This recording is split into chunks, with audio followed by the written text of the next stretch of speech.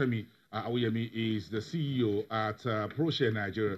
He's also an economic policy and market strategist and an analyst. Quite a mouthful of titles for you. Thank you, boss. Quite a lot, and congratulations for all the work.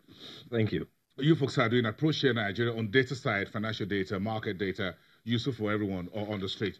But I'm sure this is one thing that's been head scratching for all of us for a long time. What was the understanding Nigeria's interest rate market? What exactly do you mean? How do we arrive at this double-digit environment that seems very difficult for us to unwind to single digit? Okay, so here's the thing. A double digit is a reflection of a number of factors that affect the determination of interest rates, as you know. But I think the larger conversation is on what you call the general debate about the efficacy of using subsidies in terms of pricing for industrial and economic development. Maybe what we should be looking at is to look at interest rate as actually a subsidy. The question about double digit or single digit is a function of whether you actually want subsidy in your interest rate. How does that work out, especially for DFIs? With DFIs, basically, what they end up doing is actually subsidizing the interest rate regime. And if you look at what the whole purpose was prior to when we had SAP, Nigeria had a better interface between the interest rates and development for development age financial institutions. But immediately after we did SAP, which, by the way, IMF and the World Bank has accepted was a wrong recommendation to us in terms of funding, the argument has shifted. And so the dynamics right now is that in terms of structure, it is very wrong or perhaps impossible to achieve that single-digit inflation rate for so many reasons, which even the central bank acknowledges, the banks acknowledge, even though the banks have shifted their arguments over time from cost to basic thing, it doesn't just work out that way. However, the most important thing about this whole idea about development, financial institutions and interest rate is really what I call the question of subsidy for funding development. Yes, so some of the FDIs are talking about whether it's a BOI or Development Bank of Nigeria, say, look, we need to have 9%, perhaps 7%, that's what which we are mediating with the commercial banks, and you folks in the industry go get it at a rate. When it gets to the hands of the users, it becomes double. So the question is that we're using policy here to subsidize it.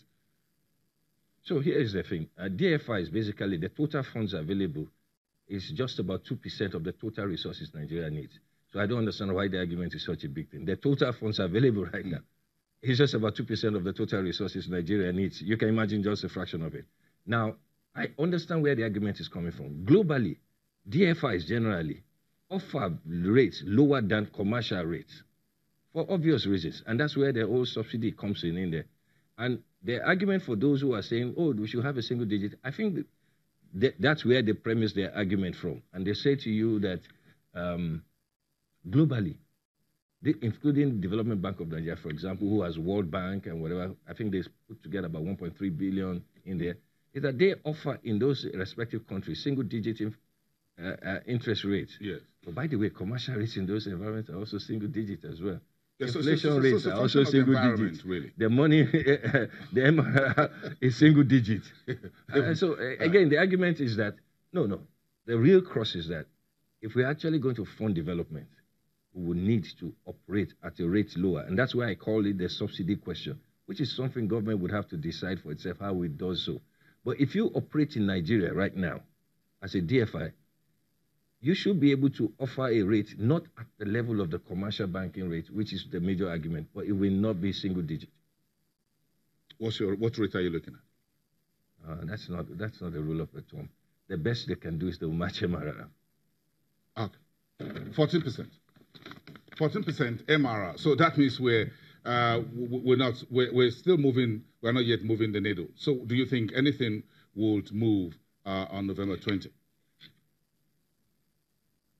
At the MPC? Yes.